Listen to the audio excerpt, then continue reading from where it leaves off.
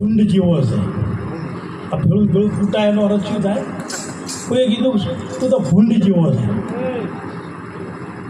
તાણે પન્નર દાડી જેને ભૂંડ કીધો તો ને એ ભૂંડ રહ્યો ને જે કહેવા વાળો હતો ને એના ધોર છોડી કેટલા દાડી?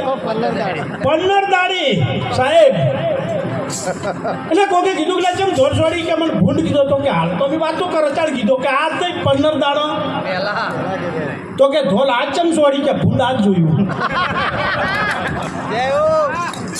ભૂંડ આજ પાડ્યું કે આવું હોય તારી સડીમાં. એટલે ઘેર જ્યાં ચેડે ઘણા નાખવું આવે હો, ઘેર જ્યાં ચેડી યાદ આવે ને દાખલો